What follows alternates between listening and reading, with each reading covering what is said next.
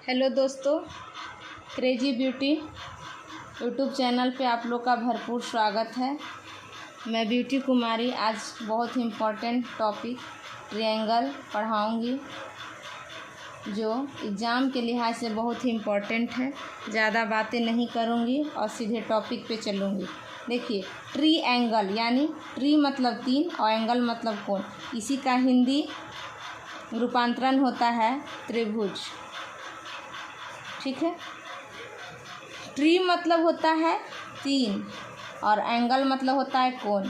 मतलब जिस आकृति में तीन कोण हो उसे त्रिभुज बोलेंगे। या त्रि मतलब होता है तीन और भुज मतलब होता है साइड, यानी जिसमें तीन साइड हो, तीन भुजा हो और तीन कोण हो, वैसी आकृति को हम लोग क्या बोलेंगे? त्रिभुज। यानी देखिए, मान लीजिए ये आकृति है, इसमें आप पता कीजिए कि कितना भुजा है। तो एक भुजा, दो भुजा और तीन भुजा, यानी तीन भुजाओं के सम्मिलन से बनी आकृति है। और तीन कोण यहाँ बना है। जब दो साइड मिल जाता है, दोनों का शीर्ष अगर एक जगह मिलता है तो वहाँ कोण का निर्माण होता है। यानी यहाँ हो जाएगा ए बी और सी। यहाँ एक कोण बनेगा, एक कोण यहाँ बनेगा, एक कोण यहाँ बनेगा। यानी दो भुजाओं का शीर्ष जहाँ मिलता है वहीं कोण का निर्माण होता है। यहाँ देखिए, एक भुजा का शीर्ष यहाँ, एक भुजा का शीर्ष यहाँ, दोनों भुजाओं का शीर्ष जहाँ मिल रहा है वहाँ कोण का निर्माण हो रहा है। ठीक है, अब देखिए, एक ये भुजा का शीर्ष यहाँ और ये भुजा का शीर्ष यहाँ, यानी दो भुजाओं के शीर्ष जहाँ मिलते हैं वहाँ कोण का निर्माण होते हैं। ठीक है, तो कोण के बारे में आपको पता चल गया। त्रिभुज क्या होता है? तो तीन साइड से मिलकर जो आकृति बनती है उसको त्रिभुज कहते हैं। देखिए, कॉन्सेप्ट क्या कहता है कि तीन भुजाओं का जो योग होता है वो हमेशा, यानी यूनिवर्सल ट्रूथ है, सार्वभौमिक सत्य है कि हमेशा क्या होगा? 180 डिग्री होगा। पहला नियम कहता है कि कोण ए प्लस कोण बी प्लस कोण सी बराबर कितना होता है? 180 डिग्री। ठीक है, मान लीजिए कि आपको कोई एक त्रिभुज दे दिया जाए और आपसे पूछा जाए ए बी सी। आप मान लीजिए दो कोणों का मान दे दिया जाए, यानी 60 डिग्री दे दिया जाए, यहाँ 70 डिग्री दे दिया जाए और कोण बी बराबर आपसे पूछा जाए, तो आप जानते हैं कि तीनों कोणों का योग 180 होता है और 7 6 13, यानी 130 हो चुका है ऑलरेडी। तो 50 ही बचा है ना 180 होने के लिए। तो कोण बी का मान 50 डिग्री यहाँ से निकाल सकते हैं। अगर आपको सब्जेक्टिव टाइप से निकालना है तो आप कोण ए प्लस कोण बी प्लस कोण सी बराबर 180 कीजिए। उसके बाद कोण ए के जगह आप 60 डिग्री रखिए, बी पूछ रहा है उसको ज्यों का त्यों छोड़ दीजिए, प्लस कोण सी का मान कितना है? 70 डिग्री है, 70 लिखिए। उसके बाद 180 डिग्री जो है उसको लिख दीजिए। उसके बाद देखिए 7 और 6 13 हो गया, 130 हो गया। अब देखिए कोण बी बराबर 180 डिग्री बराबर के इधर है और ये 130 डिग्री उधर जाएगा बराबर के, तो क्या हो जाएगा? माइनस में हो जाएगा, यानी कोण बी बराबर 50 डिग्री। आप इतना प्रोसेस क्यों कीजिएगा? अगर आपको ऑब्जेक्टिव टाइप बनाना हो तो यहाँ से आप कर सकते हैं। देखिए, दूसरा कॉन्सेप्ट क्या कहता है कि अगर कोई आपको त्रिभुज दे दिया जाए, इसका परिमाप पूछा जाए, जैसे ए बी और सी, इसका 8 6 10 दे दिया जाए और पूछेगा कि इसका परिमाप, यानी इसको अंग्रेजी में बोलते हैं पेरीमीटर। ठीक है, पूछा जाए तो कुछ नहीं करना है, बस सबको जोड़ देना है। यानी 10 8 18 6 24, यानी 24 इसका क्या हो जाएगा? आंसर हो जाएगा। अगर इसको सब्जेक्टिव टाइप से आपको ढंग से बनाना है तो आप लिख सकते हैं कि परिमाप बराबर A B plus B C plus A C. अब देखिए, ए बी का मान 8 है, 8 दीजिए, बी सी का मान 10 है, 10 दीजिए, ए सी का मान 6 है, 6 दीजिए। फिर सबको क्या कीजिए? जोड़ दीजिए, तो कितना आएगा? 24 आएगा। अगर आपका सब्जेक्टिव परीक्षा है तो इस तरीके से, और अगर ऑब्जेक्टिव टाइप आपसे पूछा जाए तो इस तरीके से आप आराम से सबको जोड़ दीजिए। यानी परिमाप का मतलब ही होता है घेरा, यानी उसको घेरने वाली जो भी भुजाएं हैं सबको जोड़ दीजिएगा तो क्या निकल जाएगा? परिमाप निकल जाएगा। अब देखिए, त्रिभुज के और भी कॉन्सेप्ट है जिसको मैं आपको अच्छे से आज बताऊंगी कि कौन सा त्रिभुज सही होता है, कौन सा त्रिभुज गलत होता है। मान लीजिए कि कोई त्रिभुज दिया गया है, ठीक है, 3 4 5 ए बी और सी, और कोई पूछ दे कि क्या ये त्रिभुज हो सकता है, तो आपको सिंपल सा जवाब देना है कि देखिए दो संख्याओं को जोड़िए 5 4 9, दो संख्या को जोड़ने पर तीसरी संख्या से देखिए ज़्यादा आ रहा है, ऑब्वियसली आ रहा है क्योंकि 9 जो है 3 से ज़्यादा है, तो क्या है त्रिभुज हो सकता है। उसके बाद देखिए 4 3 7 जोड़िए 5 से ज़्यादा है, फिर 5 3 8 जोड़िए 4 से ज़्यादा, यानी जब भी दो भुजाओं को जोड़िएगा तो तीसरी भुजा से हमेशा क्या होगा, बड़ा होगा। अगर इस कंडीशन को फॉलो करता है तो मानिए कि ये त्रिभुज क्या है, सही है। ठीक है, अब देखिए इसको अगर आपको सब्जेक्टिव टाइप से अच्छे से समझाना है तो आपको इस तरीके से आप लिख सकते हैं कि AB प्लस BC जो होगा वो हमेशा क्या होगा, AC से बड़ा होगा। उसी तरीके से BC प्लस AC यानी BC प्लस AC जो होगा क्या होगा, हमेशा क्या होगा, AB से बड़ा होगा। उसी तरीके से AC प्लस AB यानी AC प्लस AB जो होगा हमेशा BC से क्या होगा, बड़ा होगा। अगर एक कंडीशन फॉलो करता है तो वह क्या है, एक प्रॉपर ट्रायंगल है, इसको प्रॉपर ट्रायंगल कहते हैं। ठीक है, उसी तरीके से एक और कंसेप्ट और कहता है कि मान लीजिए कि एक त्रिभुज है 6 8 10। ठीक है, अब कोई पूछे कि क्या ये प्रॉपर ट्रायंगल है, तो सिंपल सी जवाब है कि ये तो दूसरा वाली कॉन्सेप्ट था, ये दूसरा वाली है। अब कह रहा है कि दो भुजाओं का जो अंतर होता है वह तीसरी से हमेशा छोटा होता है। ठीक है, यानी 8 और 6 का अंतर 2 है, तो 2 हमेशा क्या होगा, 10 से छोटा है, इसलिए यह क्या है, प्रॉपर ट्रायंगल है। उसी तरीके से देखिए 10 और 8 का अंतर 2 है, 6 से छोटा है। उसी तरीके से 10 और 6 का अंतर 4 है, जो 8 से छोटा है। यानी आप कर सकते हैं कि BC माइनस AC जो होगा हमेशा क्या होगा, AB से छोटा होगा, यानी AB से क्या होगा, हमेशा ही छोटा होगा। उसी तरीके से AC माइनस AB जो होगा वह क्या होगा, BC से हमेशा क्या होगा, छोटा होगा। उसी तरीके से आप कर सकते हैं कि AB माइनस BC जो होगा क्या होगा, AC से हमेशा छोटा होगा, यानी AC बड़ा होगा, BC बड़ा होगा, AB मतलब दो संख्याओं का जो अंतर होगा हमेशा तीसरी वाली से छोटा होगा। ठीक है, इसको आप इजीली वे में यहीं से समझ सकते हैं, बस ये थ्योरम है इसलिए हम बता देते हैं, लेकिन आपको ध्यान से कॉन्सेप्ट बस समझना है, ज़्यादा दिमाग नहीं लगाना है। यहाँ देखिए कि 8 और 6 का अंतर 2 10 से कम है। ठीक है, फुलफिल कर गया। उसके बाद देखिए 10 और 8 का अंतर 2 6 से कम है, ये भी फुलफिल कर गया। 10 और 6 में अंतर 4 है, जो 8 से कम है, तो ये भी फुलफिल गया। तीनों तरफ से आपको देखना है, अगर कंडीशन फुलफिल कर जाए तो आप कह सकते हैं कि यह एक प्रॉपर ट्रायंगल है। आपको एग्जाम में इस तरीके से क्वेश्चन पूछा जाता है कि आपको एक त्रिभुज दे दिया जाएगा, 3 भुजा दे दिया जाएगा और बोला जाएगा कि आप बताइए कि क्या यह प्रॉपर ट्रायंगल है। तो आपको दोनों कंडीशन अगर फॉलो करेगा तो आप बता दीजिएगा कि हाँ ये प्रॉपर ट्रायंगल है या नहीं है। उसके बाद तीसरा कॉन्सेप्ट क्या कहता है कि अगर कोई त्रिभुज है, मान लीजिए A B और C, 8 है 6 है 10 है। ठीक है, तो कहता है कि सबसे बड़ी भुजा के सामने वाली सबसे बड़ी कौन होती है, यानी भुजा जो AC है वो सबसे बड़ी है, तो इसके सामने वाली कौन B है, यानी सबसे बड़ा कौन कौन होगा, B होगा। ठीक है, उसके बाद कौन होगा भाई, तो उसके बाद होगा 8, क्योंकि 8 10 से छोटा 8 है और 8 के सामने वाली है कौन, C। ठीक है, उसके बाद कौन होगा भाई, तो 6 सबसे छोटा है और इसके सामने वाली कौन आपको क्या है, A है, इसके सामने वाली कौन आपको A है। ठीक है, यहाँ हो जाएगा कौन, तो आपसे पूछा जाए कि सबसे बड़ी कौन क्या होगा, तो B होगा, सबसे छोटी कौन होगा तो A होगा, मिडिल वाली कौन होगा तो C होगा। ठीक है, उसी तरीके से एक त्रिभुज आप ले सकते हैं। ठीक है, एक त्रिभुज ले सकते हैं और आपको दे दिया जाए यहाँ 90 डिग्री, यहाँ दे दिया जाए 60 डिग्री, यहाँ दे दिया जाए 40 डिग्री, ठीक है।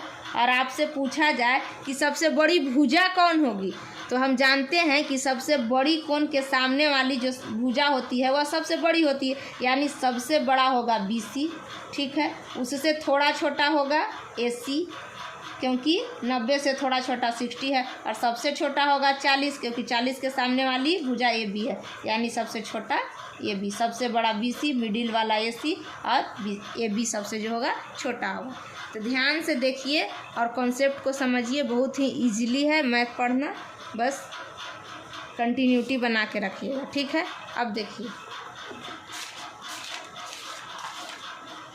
अब देखिए कि त्रिभुज का क्लासिफिकेशन किए हैं, यानी कोण के आधार पर त्रिभुज का वर्गीकरण किया गया है। एक होता है न्यून कोण, दूसरा होता है सम कोण और तीसरा होता है अधिक कोण। अब यहाँ देखिए न्यून कोण किसे कहेंगे, मतलब जिस त्रिभुज का तीनों कोण 90 डिग्री से कम हो वैसी त्रिभुज को क्या बोलते हैं, न्यून कोण बोलते हैं। यानी एक त्रिभुज आपको दे दिया गया है ABC, ठीक है, और इसका मान दे दिया गया है आपको 60 डिग्री, और इसका मान आपको दे दिया गया है 7 और 6 13, इसका मान दे दिया गया है 70 डिग्री और इसका मान दे दिया गया है 50 डिग्री। अब देखिए कि तीनों कोण जो है वो 90 से छोटा है, यानी यह कैसा कोण है, यह कैसा त्रिभुज है, तो न्यून कोण त्रिभुज है। आप इजली बता सकते हैं कि जिस त्रिभुज की सारी कोण यानी जिस त्रिभुज की तीनों कोणें 90 डिग्री से कम हो वैसी त्रिभुज को कौन बोलते हैं, न्यून कोण त्रिभुज बोलते हैं, ठीक है। उसी तरीके से देखिए कह रहा है कि एक होता है समकोण, मतलब जिसका एक कोण 90 डिग्री हो, मतलब दोनों कोण कितना डिग्री है इसको नहीं देखना है, बस हमको कंसीडर करना है कि अगर एक कोण 90 डिग्री हो गया तो वह क्या होगा, समकोण होगा। मान लीजिए यहाँ 60 हो जाएगा तो 9 6 15 15 3 18, मतलब ये दोनों को ध्यान नहीं देना है, बस ध्यान देना है कि अगर एक एंगल भी 90 डिग्री हो गया तो वह कौन सा त्रिभुज होगा, समकोण त्रिभुज होगा। उसके बाद देखिए तीसरा है अधिक कोण त्रिभुज किसे कहेंगे, मतलब एक त्रिभुज अगर 90 डिग्री से बड़ा हो तो उसको बोलेंगे अधिक कोण। यानी अगर इसका मान 120 डिग्री दे दिया जाए, इसका मान 20 डिग्री दे दिया जाए और इसका मान 40 डिग्री दे दिया जाए। अब देखिए कि जो 120 है वो 90 से अधिक है, मानो एक कोण अगर 90 से अधिक हो गया तो वह क्या कौन सा त्रिभुज हो जाएगा, अधिक कोण त्रिभुज हो जाएगा। अगर एक कोण 90 डिग्री हो जाए तो उसको समकोण बोलेंगे। अगर तीनों कोण 90 डिग्री से कम हो तो उसको न्यून कोण त्रिभुज बोलेंगे। उसके बाद त्रिभुज का जो बंटवारा है यानी वर्गीकरण है, क्लासिफिकेशन है, वह भुजा के आधार पर किया गया, जो 3 प्रकार के होते हैं, यानी समबाहु, समद्विबाहु और विषमबाहु। समबाहु त्रिभुज किसे कहते हैं भाई, देखिए सम मतलब बराबर और बाहु मतलब भुजा, जिसकी सारी भुजाएं समान हो, यानी एक त्रिभुज दे दिया गया, ठीक है, इसका भी मान 4, इसका भी मान 4, इसका भी मान 4, ठीक है, तो ये कौन सा त्रिभुज हो जाएगा, समबाहु त्रिभुज हो जाएगा। अब देखिए इसका जो मान हो जाएगा आपको हो जाएगा 60 डिग्री, 60 डिग्री और 60 डिग्री, क्योंकि चारों भुजाएं बराबर है तो तीनों को नहीं 3 है 4 नहीं, तीन भुजा अगर 4 है तो तीनों कोण भी 60 डिग्री ही होगा, ठीक है। इस चीज़ को आप लोग ध्यान दीजिएगा। तो इसको बोलेंगे समबाहु जिसकी सारी भुजाएं बराबर हो, यानी इसको भी 6, इसको भी 6, इसको भी 6, इस तरीके से सारी भुजाएं बराबर दे दिया जाए। आपसे पूछा जाए कि किस प्रकार का त्रिभुज है तो आप लोग इजली बता सकते हैं कि यह एक समबाहु त्रिभुज है। उसी तरीके से है समद्विबाहु त्रिभुज। सम मतलब बराबर, द्वि मतलब 2 और बाहु मतलब भुजा, जिसकी 2 भुजाएँ आपस में बराबर हो उसको समद्विबाहु कहते हैं। यानी त्रिभुज AB और C, ठीक है। अगर AB और AC यानी AB बराबर AC दे दिया जाए तो और पूछा जाए कि आप बताइए कि किस प्रकार का त्रिभुज है, तो आप लोग बता दीजिएगा कि दो भुजाएं इसके आपस में बराबर है, इसलिए यह समद्विबाहु त्रिभुज, यानी EB 4 और इसके 6 कर दो। अब पूछा जाए कि बताइए कि यह किस प्रकार का त्रिभुज है, तो यह समद्विबाहु त्रिभुज है, यानी 2 भुजाएं बराबर हैं। यहाँ ABC कर सकते हैं, यानी AB बराबर BC बराबर AC, अगर एक कंडीशन है ये बी बराबर है BC के, BC बराबर है AC के, तीनों भुजाएं आपस में बराबर है तो ये समबाहु होगा। उसी तरीके से आपको है विषम बाहु त्रिभुज, जिसकी कोई भुजा आपस में बराबर ना हो, यानी इसको 8 रख लीजिए, इसको 6 रख लीजिए, इसको 10 रख लीजिए, A B और C। अब पूछा जाए बताइए बाबू कि यह किस प्रकार का त्रिभुज है, तो आप लोग बता दीजिए भाई विषम बाहु त्रिभुज है, क्योंकि इसकी कोई भुजा भी आपस में बराबर नहीं है। मान लीजिए कोई दे दिया 12, 13 और 15 और पूछ दे कि आप बताइए कि किस प्रकार का त्रिभुज है, तो हम लोग बता दीजिएगा इजली कि यह विषम बाहु त्रिभुज है, क्योंकि इसकी जो भुजाएं हैं वो आपस में किसी के बराबर नहीं है। उसी तरीके से देखिए कुछ और भी कॉन्सेप्ट है त्रिभुज में जिसको हम अच्छे से डील करेंगे। देखिए कह रहा है कि पूरक कोण, एक पूरक कोण आता है। पूरक कोण किसे कहते हैं, तो दो कोणों का योग 90 डिग्री होता है तो उसको पूरक कोण कहते हैं। यानी आपको मान लीजिए ये 50 डिग्री दे दिया, ठीक है, और पूछा कि इसका पूरक कोण क्या होगा, तो आप लोग बता दीजिएगा 40, क्योंकि दोनों कोणों का योग हमेशा क्या होना चाहिए 90 डिग्री, यानी θ1 + θ2। अगर 90 डिग्री हो रहा है तो वो क्या है, पूरक कोण है। मान लीजिए आपको कोई एक कोण है उसको दे दिया जाए कि 60 डिग्री और पूछा जाए कि 60 डिग्री का पूरक कोण क्या होगा, तो 60 डिग्री का पूरक कोण होगा 30 डिग्री, क्योंकि पूरक कोण का मतलब होता है कि 90 डिग्री दोनों कोणों का योग होना चाहिए। अगर कोई पूछ दे आपसे 45 डिग्री दे दे और पूछ दे कि 45 डिग्री का पूरक कोण क्या होगा, तो आप लोग बता दीजिएगा 45 डिग्री, क्योंकि दोनों का जोड़ के कितना आना चाहिए 90 डिग्री। कोई पूछे कि 60 डिग्री का पूरक कोण क्या होगा, तो आप लोग इजली बता दीजिएगा 30 डिग्री, क्योंकि दोनों का योग होना चाहिए 90 डिग्री। उसी तरीके से है संपूरक कोण। संपूरक कोण क्या कहता है कि जिन दो कोणों का योग 180 डिग्री होता है उसको संपूरक बोलते हैं। यानी मान लीजिए कि एक कोण है, ठीक है, एक कोण मान लीजिए θ1 है और एक कोण आपको मान लीजिए कि θ2 है, और θ1 130 दिया गया है और पूछा जाएगा कि 130 का संपूरक क्या होगा, तो आप लोग 50 डिग्री बता दीजिएगा, क्योंकि दोनों कोणों का योग कितना आना चाहिए जोड़ के 180। अगर मान लीजिए पूछ दिया जाए कि 120 का संपूरक क्या होगा, तो आप लोग बता दीजिएगा कि 60 डिग्री होगा, क्योंकि दोनों कोणों का योग हमेशा 180 होता है संपूरक में। तो 120 हो गया, जो बच गया 60, वही क्या हो जाएगा, उसका संपूरक हो जाएगा। 60 डिग्री का पूछेगा संपूरक क्या होगा, तो 120 होगा। 130 डिग्री का पूछेगा तो 50 होगा, क्योंकि दोनों का योग जो है 180 होना चाहिए। उसी तरीके से है कि किसी भी त्रिभुज के दो भुजाओं का योग हमेशा तीसरी भुजा से बड़ा होता है। यानी कोई त्रिभुज ले लीजिए, ठीक है, 8, 6, 10, ठीक है, तो दो भुजा का योग जो होगा यानी A, B और C, दो भुजा का योग हमेशा तीसरी से बड़ा होना चाहिए। ऑलरेडी पहले भी बता चुके हैं, फिर से बता रहे हैं। यानी 10 और 6 16, 16 जो है 8 से बड़ा है, ठीक है, 8, 6, 14, 10 से बड़ा है, 10, 8, 18, 6 से बड़ा है, ठीक है।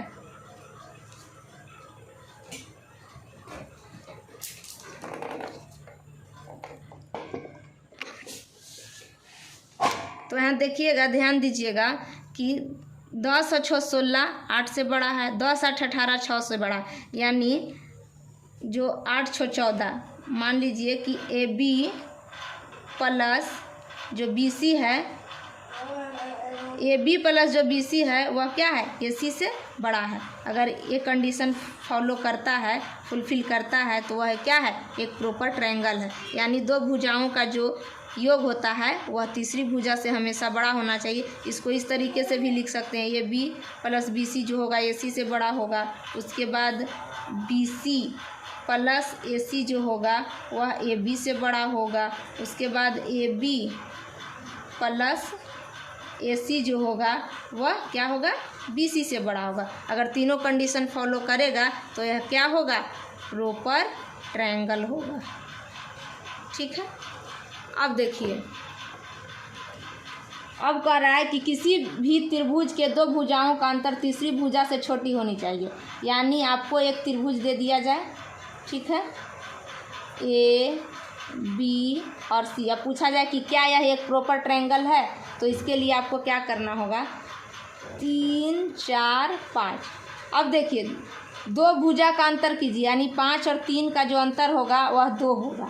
जो 2 होगा वो 4 से छोटा होगा, ठीक है, तो ये फुलफिल कर गया। उसके बाद देखिए 5 और 4 में अंतर 1 होगा, जो क्या होगा 3 से छोटा होगा, ये भी फॉलो कर गया। उसके बाद 4 और 3 में अंतर 1 होगा, जो 5 से छोटा होगा, यानी AB माइनस जो BC होगा वह क्या होगा AC से क्या होगा छोटा होगा, और BC माइनस जो AC होगा वह क्या होगा AB से छोटा होगा।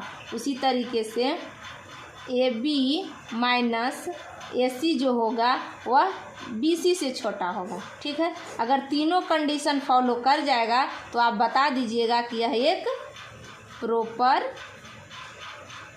ट्रायंगल है। ठीक है, उसके बाद कॉन्सेप्ट क्या कहता है कि किसी भी त्रिभुज का बहिष्ठ कोण सुदूर द्वयंता कोणों के योग के बराबर होता है। यानी कोई त्रिभुज ले लीजिए, त्रिभुज है A B और C। अब कह रहा है कि बहिष्ठ कोण, यानी इस कोण को बढ़ाइए तो यहाँ जो बनेगा वो क्या, कौन सा कोण बनेगा, बहिष्ठ कोण 1 डिग्री मान लीजिए।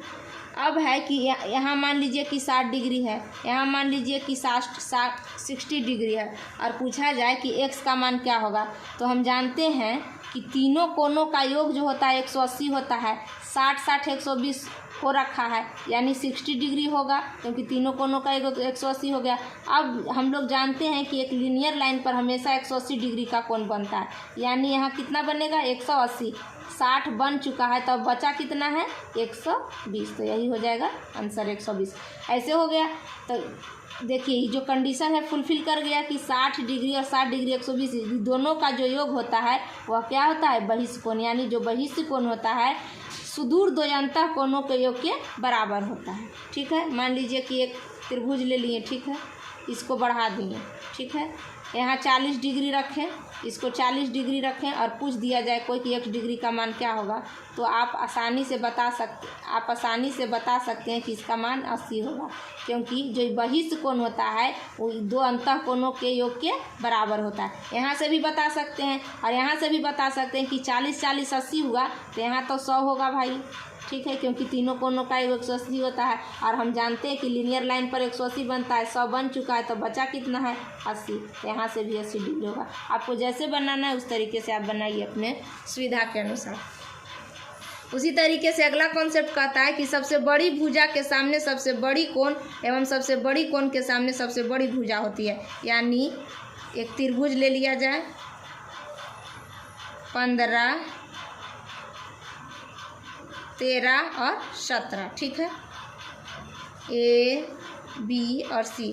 इसमें पूछा जाए कि सबसे बड़ी कोण क्या है, तो हम आपको क्या बताएं कि सबसे बड़ी भुजा के सामने वाली जो कोण होगी सबसे बड़ी होगी, यानी सबसे बड़ा कोण B होगा। उसी तरीके से पूछ दिया जाए कि सबसे छोटा कौन होगा, तो देखिए सबसे छोटी भुजा 13 के सामने वाली कोण A, यानी सबसे छोटा कोण A होगा। उसी तरीके से आपसे पूछ दिया जाए, मान लीजिए कि यहाँ दे दिया जाए 90 डिग्री, यहाँ दे दिया जाए 60 डिग्री, और यहाँ दे दिया जाए 30 डिग्री, ठीक है, और पूछा जाए कि सबसे बड़ी भुजा क्या होगा, तो कॉन्सेप्ट बदल जाएगा। फिर जो है ना 17 15 13 ये नहीं लिखाएगा, ये दूसरा चीज़ लिखाएगा। मान लीजिए इसको यहाँ समझ सकते हैं कि अगर इस तरीके से त्रिभुज दिया गया A B और C, और मान लीजिए कि यहाँ 90 डिग्री, यहाँ 60 डिग्री और यहाँ 30 डिग्री, ठीक है, तीनों कोणों का 180 हो गया। और पूछा जाए कि सबसे बड़ी भुजा क्या होगा, तो बताइएगा कि 90 डिग्री के सामने वाली सबसे बड़ी भुजा होगा, यानी सबसे बड़ी भुजा होगा BC, ठीक है। उसके बाद कहेगा कि मिडिल वाला कौन होगा, तो मिडिल वाला 60 डिग्री के सामने वाला होगा, यानी होगा AC। सबसे छोटा कौन होगा, तो सबसे छोटी कोण के सामने वाली भुजा सबसे छोटा होगा, यानी 30 डिग्री है, तो सबसे छोटा भुजा हो जाएगा आपको AB, ठीक है। कुछ और भी कॉन्सेप्ट है आपको बताती हूँ, जैसे देखिए कह रहा है कि दो कोणों के अंतः समद्विभाजक द्वारा बनाया गया कोण समकोण एवं तीसरे कोण के आधा के बराबर होता है। यानी एक त्रिभुज ले लीजिए, ठीक है, कोण समद्विभाजक, अंतः कोण समद्विभाजक, यहाँ मान लीजिए कोण है, ये कोण है, इसका अंतः समद्विभाजक मानिए इसको बराबर भागों में बांटेगा और इसको भी बराबर भागों में बांटेगा, यानी A B और C, यहाँ वो मान लीजिए। और पूछेगा कि BOC का मान क्या होता है, तो यहाँ डायरेक्ट फार्मूला आप लगा सकते हैं कि 90 डिग्री प्लस कोण ए का हाफ अगर कर दीजिएगा तो क्या हो जाएगा, BOC का मान निकल जाएगा x डिग्री बराबर आपको यहाँ से निकल जाएगा। आप एक उदाहरण के तौर पर समझ सकते हैं कि आपको मान लीजिए कि एक त्रिभुज दे दिया जाएगा और इसका अंतः समद्विभाजक यहाँ दे दिया जाएगा। अंतः समद्विभाजक यानी A B और C। अंतः समद्विभाजक मतलब होता है कि कोण का अंतः समद्विभाजक, यानी कोण को आधे आधे भागों में आंतरिक रूप से बंटवारा कर दे, उसको क्या बोलते हैं, अंतः समद्विभाजक कोण। यहाँ दे दीजिए आप थीटा डिग्री, वो दे दीजिए और पूछा जाए कि यहाँ आपको मान लीजिए कि 80 डिग्री दे दिया गया है पहले क्वेश्चन में, पूछा जाए कि आप बताइए कि BOC क्या होगा। तो हम लोग जानते हैं कि अंतः कोण समद्विभाजक जब रहता है और आंतरिक रहता है तो उसको क्या करते हैं कि 90 डिग्री प्लस A/2 यानी 90 डिग्री और A का मान है 80 तो 80/2 यानी 100, 2 से कट जाएगा 40 यानी 130 आंसर आप कर सकते हैं। उसी तरीके से है कि दो कोणों के बाह्य समद्विभाजक द्वारा बनाया गया कोण समकोण एवं तीसरे कोण के आधे के अंतर के बराबर होता है। यानी एक त्रिभुज आपको दे दिया जाए, ठीक है, A B और C, ठीक है, और यहाँ कह रहा है कि बाह्य समद्विभाजक, यानी ये तो अंतः समद्विभाजक हुआ था, यहाँ हो जाएगा आपको बाह्य समद्विभाजक, ठीक है, यहाँ वो है। अब आपसे पूछे कि BOC का मान क्या होगा, तो पहले तो एक समकोण होगा और माइनस समकोण माइनस क्या होगा A/2, और यहाँ मान लीजिए कि आपको 80 डिग्री दे दिया गया है तो 90 डिग्री माइनस A/2, यहाँ A का मान 80 रख दीजिए तो हो जाएगा 90 माइनस 40 यानी 50 डिग्री। यहाँ मतलब इसका जो मान आएगा वो 50 डिग्री आएगा, ठीक है। तो यहाँ देख लीजिए कि कोण BOC बराबर हो जाएगा 90 डिग्री माइनस A/2, ये आपका क्या होगा, फॉर्मूला हो गया। उसी तरीके से यहाँ हो गया आपको फॉर्मूला। इस चीज़ को आप लोग ध्यान से देखिएगा। अब देखिए कि अगर अंतः समद्विभाजक करते, ठीक है, अगर अंतः समद्विभाजक करते तो क्या होता, 90 डिग्री प्लस A/2 यानी यहाँ हो जाता 90 डिग्री और A है 80 और 80 का आधा हो जाता 40 यानी हो जाता 150। अगर ई BOC का मान पूछता यहाँ तो यहाँ हो जाता 150 डिग्री, ठीक है। अब देखिए ई त्रिभुज को ध्यान से देखिए, आपको नहीं लगता है कि चतुर्भुज है, और चतुर्भुज के आमने सामने की भुजा हमेशा 180 क्या होता है, 180 डिग्री होता है। 90 माइनस 40 50,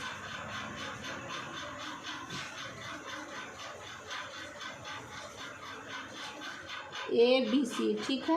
इसको अभी ध्यान नहीं दीजिए, आगे हम बताएंगे तब समझ में आएगा आपको, इसको ध्यान मत दीजिएगा। बस यही समझिएगा कि अगर बहिष्ठ कोण रहेगा और पूछेगा कि BOC कितना होगा तो आपको 90 डिग्री माइनस A/2 कर देना है। बाह्य कहेगा तो माइनस A/2 करना है और आंतरिक कहेगा तो प्लस A/2 करना है, और यहाँ से BOC का मान निकल जाएगा और उसके बाद यहाँ से ई BOC का मान निकल जाएगा, ठीक है। धन्यवाद दोस्तों। अगर हमारी वीडियो पसंद आए तो लाइक, सब्सक्राइब एंड शेयर कीजिए और ज़रूर कीजिएगा।